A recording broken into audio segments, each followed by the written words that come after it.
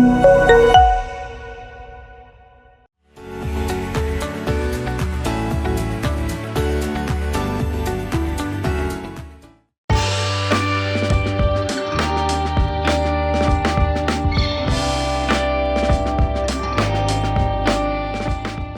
To another session. మనం జనరల్గా different వెజిటేబుల్స్తో, ఫ్రూట్స్తో ఎక్కువగా అంటే మనం ఫ్లవర్స్ చేస్తూ ఉంటాం. జనరల్గా మీరు ఎప్పుడన్నా గమనించండి, ఫ్లవర్స్ అనేవి మనకు ఎక్కువగా కనిపిస్తూ ఉంటాయి. అంటే చేసుకునే కార్వింగ్స్లో కంపేర్ టు ఏదైనా యానిమల్స్ కానీ లేకపోతే బర్డ్స్ కానీ ఇవి చేసుకుంటాం. బట్ ఇవి చేసుకునేది చాలా తక్కువ. అన్నిటికంటే ఎక్కువగా చేసుకునేదంటే మనం బీట్రూట్ కానీ, క్యారెట్ కానీ, రాడిష్ కానీ, టొమాటో, లేకపోతే వాటర్ మెలన్, మస్క్ మెలన్, వీటన్నిటితో చూస్తే కూడా ఎక్కువగా అంటే 2 డైమెన్షన్లో కానీ లేకపోతే 3 డైమెన్షన్లో కానీ, అంటే 2D 3D అంటారు కదా. సో ఇలా ఎక్కువగా మనకు వాడుకలో ఉండేది, అందరు కూడా ప్రాక్టీస్ చేసేది, చేసిన తర్వాత డిస్ప్లేలో పెట్టేది కూడా ఫ్లవర్స్. ఎందుకంటే ఫ్లవర్స్లో మనకు అన్ని వేరియేషన్స్ వస్తాయి, అన్ని వెరైటీస్ వస్తాయి. మనకు దొరికే వెజిటేబుల్స్ కానీ, ఫ్రూట్స్ కానీ చాలా కలర్స్లో ఉంటాయి కదా. కాబట్టి ఫ్లవర్కు ఉన్న లుక్ అనేది ఇంకా వేరే వాటికి రాదు. అంటే మామూలుగా మనం బర్డ్స్ అలాంటివి చేస్తాం, యానిమల్స్ చేస్తాం, వాటికి ఉండే ఆ క్రేజ్, ఆ లుక్ అనేది వేరే. బట్ కంపేర్ టు ఫ్లవర్స్ అనే వరకు వచ్చే వరకు అమేజింగ్ అనమాట. వాటిలో మనం ఎన్ని కావాల్స్తే అన్ని మనం హ్యాపీగా ఈ వేరియేషన్స్ చేసుకోవచ్చు.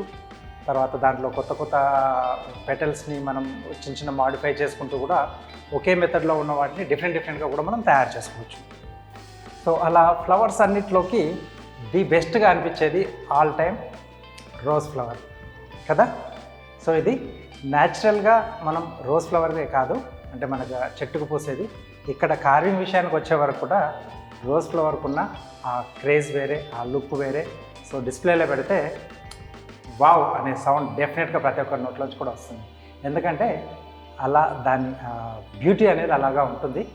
మెయిన్గా ఏంటంటే నేను కాలేజ్ డేస్లో ఉన్నప్పుడు మా ఫ్రెండ్స్ అందరు కూడా ఫిబ్రవరి వచ్చిందంటే చాలు, సో బీట్రూట్లు పట్టుకొని వచ్చేసి ఫ్లవర్స్ చేయించుకొని తీసుకెళ్ళిపోయేవారు. ఎందుకంటే ఒరిజినల్ ఫ్లవర్స్ కంటే కూడా ఈ ఫ్లవర్స్ ఇస్తే ఇంకా చాలా బాగుంటుంది. ఎందుకంటే బీట్రూట్ న్యాచురల్గా ఉంటుంది, కలర్స్ అంటే ఆ ఒరిజినల్ ఫ్లవర్కి దగ్గరగా ఉంటుంది. తర్వాత వాళ్ళది ఏంటంటే ఆకలి అయితే తినొచ్చురా, ఇది బీట్రూట్ అయితే రోజ్ ఫ్లవర్ని తినలేం కదా అని చెప్పేవాళ్ళు. సో అదొకటే కాదు, ఎవరికన్నా మా ఫ్రెండ్స్ సర్కిల్లో కానీ ఇంటి దగ్గర కూడా ఏదైనా చేయాలనుకున్నప్పుడు ఫ్లవర్స్ లేకపోతే ఈ బీట్రూట్తోనే హ్యాపీగా ఫ్లవర్స్ చేసేసి అలా డిస్ప్లేలో పెడితే చెప్పే వరకు కూడా చాలామంది నమ్మేవాళ్ళు కాదు ఇది బీట్రూట్తో చేసిన ఫ్లవర్ అని. ఎందుకంటే అంత బ్యూటిఫుల్గా వస్తుంది. బీట్రూట్ కూడా ఆ న్యాచురల్ కలర్ అనేది అలా ఉంటుంది. ఓకే, సో రోజ్ ఫ్లవర్ గురించి ఇంత చెప్తున్నాడు, కొంప తీసి చూపిస్తాడా అనుకుంటున్నారు కదా. కొంప తీయకుండానే చూపిస్తానండి, ఎందుకంటే దానికి ఉండే ఆ బ్యూటీ వేరేగా ఉంటుంది. బీట్రూట్తో మనం ఈరోజు రోజ్ ఫ్లవర్ ఎలా తయారు చేసుకోవాలో చూడబోతున్నాం. సో దీనికోసం జనరల్గా ఏంటంటే మనకు ఒక 10 నిమిషాలు కొంచెం ఓపికతో నైఫ్ స్కిల్స్ కొంచెం బాగా అబ్జర్వ్ చేస్తూ చేసామనుకోండి, హ్యాపీగా మనకు కూడా రోజ్ ఫ్లవర్ తయారు చేయడం అనేది వచ్చేస్తుంది ఈజీగా. జస్ట్ టోటల్గా స్టార్టింగ్ నుంచి ఎండింగ్ వరకు ఒక 2 స్టెప్స్ ఉంటాయి. ఆ 2 స్టెప్స్ మనం కీన్గా అబ్జర్వ్ చేసేస్తే మీరు కూడా హ్యాపీగా నేను చేసినట్టుగానే బీట్రూట్తో అందమైన రోజ్ ఫ్లవర్ తయారు చేయొచ్చు. వీటిని ఎక్కడెక్కడ డిస్ప్లే పెడతారంటే ఎక్కడా నేను పెట్టలేనండి, ప్రతి చోట పెడతారు. సో ప్లేట్తో మనం ఫుడ్ సర్వ్ చేస్తున్నప్పుడు ఒక కార్నర్లో పెట్టుకోవచ్చు, మిగతా కీరా ఇలా ఏదన్నా డెకరేట్ చేసేటప్పుడు.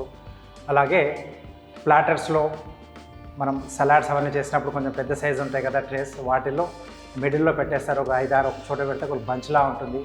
అలాగే ఫ్లవర్ బాస్కెట్లు చేసేటప్పుడు కొంచెం పెద్దగా, దాంట్లో ఎక్కువ శాతం మనకు రోజ్ ఫ్లవర్సే ఉంటాయి. మిగతా క్యారెట్తో లిల్లీస్ కానీ లేకపోతే క్రిజాంథమమ్స్ కానీ లేకపోతే కీరాతో లీవ్స్ కానీ ఉంటాయి. కానీ ఎక్కువగా అట్రాక్ట్గా ఉండేది రోజెస్. పెద్దగా బొకేస్లా కూడా చేసేసి ఈ మధ్య గిఫ్ట్లా ఇస్తున్నారు. నేనే చాలామందికి చేసిస్తూ ఉంటాను. వాటర్ మెలన్తో చిన్న బాస్కెట్లా చేసి దాంట్లో అరేంజ్ చేయొచ్చు. లేకుంటే బంచ్ ఆఫ్ మనం బీట్రూట్తో ఫ్లవర్స్ చేసేసి పెద్ద ఏమంటారు వెదురు కళ్ళలు పుల్లలు ఉంటాయి కదా, వావి పెట్టేసి కూడా మనం సేమ్ ర్యాప్ చేసి కూడా అలా గిఫ్ట్లా ఇచ్చేసేయచ్చు. అలా మనం చాలా చోట మనం దీన్ని డిస్ప్లే పెట్టేసుకోవచ్చు. పార్టీస్లలో మటుకు సెంటర్ ఆఫ్ అట్రాక్షన్ ఇది రోజ్ ఫ్లవర్ చేస్తే. వాటర్ మెలన్తో కూడా చేయొచ్చు, బట్ చిన్నగా మెథడ్ అనేది చేంజ్ ఉంటుంది. బేసిక్ వచ్చేసి ఎక్కువగా మనకు బీట్రూట్లోనే చేస్తారు. సో ఇప్పుడు మనం ఆ ఫ్లవర్ ఎలా తయారు చేసుకోవాలో చూసేద్దాం.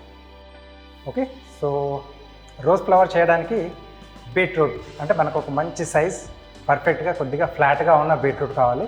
అప్పుడే అది మనకు మంచి సైజులో వస్తుంది, అంటే మంచి షేప్లో కూడా వస్తుంది అన్నమాట. సో మనం బీట్రూట్ సెలెక్ట్ చేసుకునేటప్పుడు కొద్దిగా రౌండ్గా ఉండాలి, కొంచెం ఫ్లాట్గా ఉండాలి. సో అలాంటి బీట్రూట్తో మనకు కొంచెం ఇలా విచ్చుకున్నట్టుగా ఫ్లవర్ వస్తుంది. Okay, beetroot yes. ఓకే,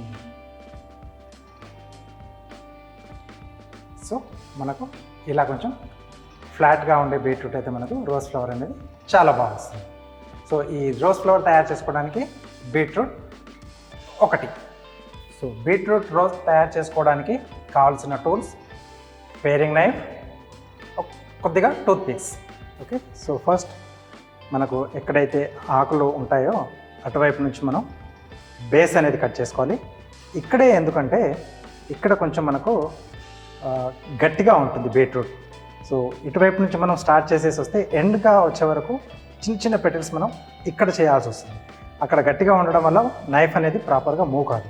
కాబట్టి దీన్ని మనం బేస్గా కట్ చేసి తీసేస్తే ఇటువైపు కొంచెం సాఫ్ట్గా ఉంటుంది. కాబట్టి ఎండింగ్లో మనకు చిన్న పెటల్స్ తయారు చేసుకోవడం అనేది ఈజీగా ఉంటుంది. కాబట్టి ఎప్పుడైనా మనం ఆకులు ఎటువైపు ఉంటాయో అటువైపు నుండే మనం బేస్ని కట్ చేసేసుకోవాలి.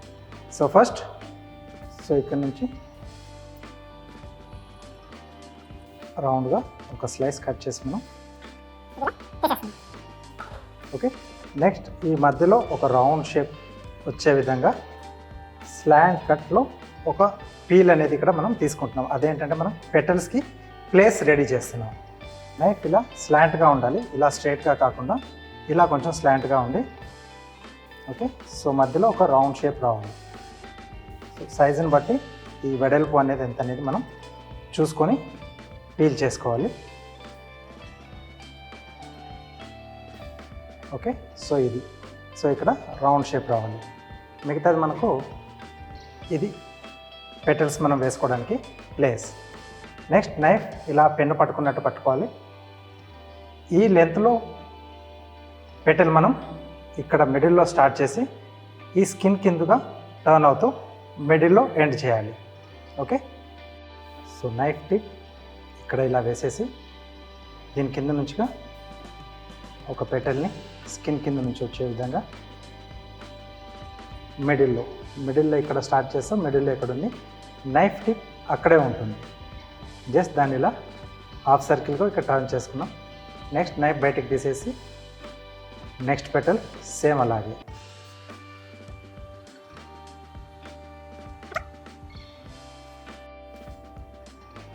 సో నైఫ్ స్కిన్ పైకి పోకుండా స్కిన్ కింద నుంచే టర్న్ కావాలి. సో దట్ అప్పుడు మనకి ఇది షార్ప్గా నీట్గా వస్తుంది. నెక్స్ట్ నైఫ్ బయటకు తీసేసి ఈ పెటల్స్ కిందుగా ఇందాక ఏదైతే నేను ప్లేస్మెంట్ కోసం పీల్ చేసి తీసానో అదే మెథడ్లో ఒక లేయర్ మళ్ళీ తీసేసేయాలి. నైఫ్ టిప్ ఈ టూ పెటల్స్ మధ్యలో ఇక్కడ జాయింట్ ఉంది కదా, ఇంతకంటే ఎక్కువ డెప్త్ పోకూడదు. ఇదే లెవెల్లోంచి నైఫ్ ఇలా మూవ్ కావాలి. మొత్తం పీల్ చేస్తూ రౌండ్గా చేసేస్తే అది మనకు సపరేట్ అవుతుంది. ఓకే, సో ఇక్కడ నుంచి పెటల్ కిందగా వెళ్ళేసి పెటల్ కొంచెం లైట్గా టచ్ అవుతుంది టిప్. ఈ ఫింగర్ థంబ్ కొంచెం దూరం పెట్టేసి నైఫ్ని థంబ్ దగ్గరికి ఇలా లాక్కోవాలి.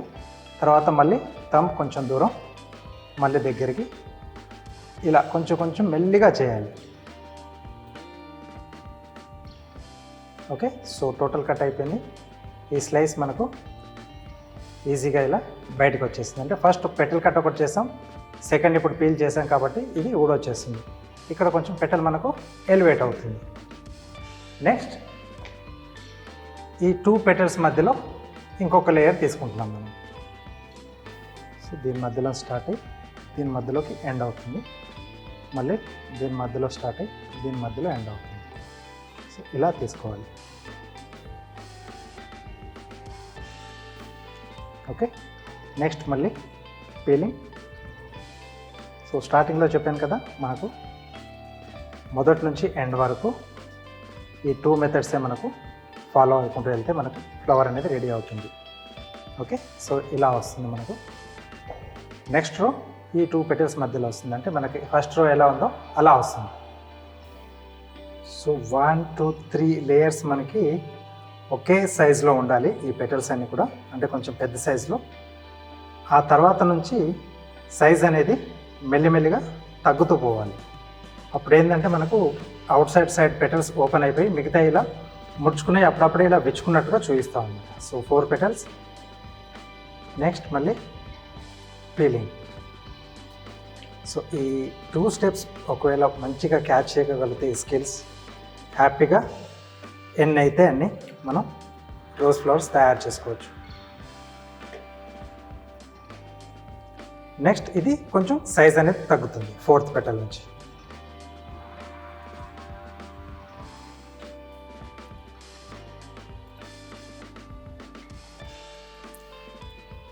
Again feeling.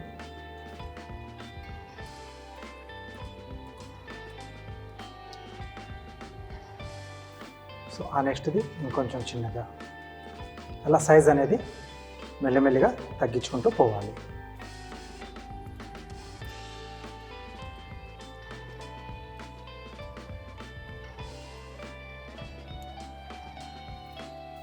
ఇలా ఒక్కొక్కటి మనం అలా తగ్గించుకుంటూ పోతే మనకు ఆ ఫ్లవర్ ముడుచుకున్నట్టుగా వస్తుంది. లోపలి పెటల్స్ అన్నీ కూడా డిస్ప్లే పెట్టి మనకు సూపర్గా కనిపిస్తుంది. మెథడ్ మటుకు స్టార్టింగ్ నుంచి ఎండింగ్ వరకు ఒకటే పెటల్ మార్కింగ్ వేసుకోవాలి. బట్ అది పర్ఫెక్ట్గా మనకు స్టార్టింగ్లో ఎన్ని పెటల్స్ వేసుకుంటే ఎండింగ్ వరకు అన్ని పెటల్స్ వస్తాయి. ఇంకా సైజ్ పెద్దగా ఉంటే మనం 5 పెటల్స్ వేసుకోవచ్చు, 6 పెటల్స్ వేసుకోవచ్చు. ప్రాక్టీస్ కొరకు 4 పెటల్స్ కంఫర్ట్గా ఉంటుంది కాబట్టి నేను 4 పెటల్స్ చూపిస్తున్నాను. ఇక్కడ చిన్నగా వచ్చినప్పుడు నైఫ్ ఎట్ ఏ టైం అలా మూవ్ కాదు. అప్పుడు కొంచెం కొంచెంగా చిన్న పీసెస్ను తీసేస్తూ ఓపెన్ చేసుకోవాలి ఆ పక్కన ఉన్న పెటల్స్.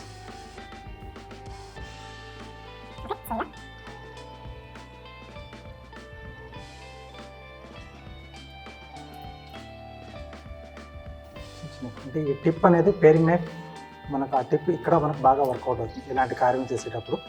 ఎందుకంటే అంత లోపల వరకు ఆ టిప్ తప్ప ఇంకేది పోలేదు. షార్ప్గా చిన్నగా ఉంటుంది కదా పక్షి ముక్కలాగా, అది ఈజీగా లోపల వరకు వెళ్ళేసి కట్ చేసుకొని తీసుకొని వస్తుంది అన్నమాట. సో పేరింగ్ నైఫ్ అందుకే ఇలాంటివి మేము ప్రిఫర్ చేస్తాను మీకు.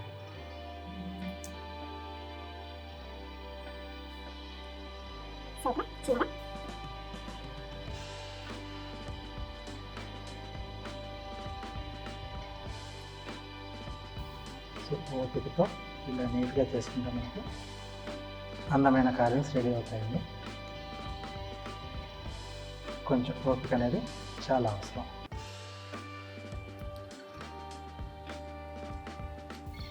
ఓకే, సో రోజ్ ఫ్లవర్ అనేది మనకు రెడీ అయిపోయింది.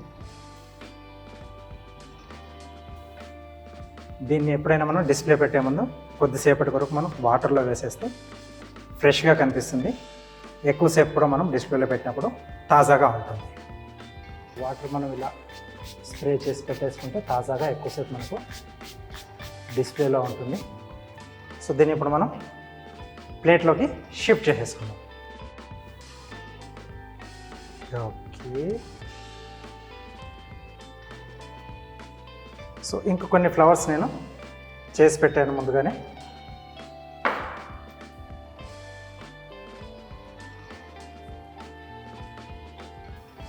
కొంచెం ఎక్స్ట్రా ఉన్న వాటర్ అక్కడ వెళ్ళిపోతుంది. ఆ తర్వాత తీసేసి మనం దాని చుట్టూతో పెట్టేసిద్దాం.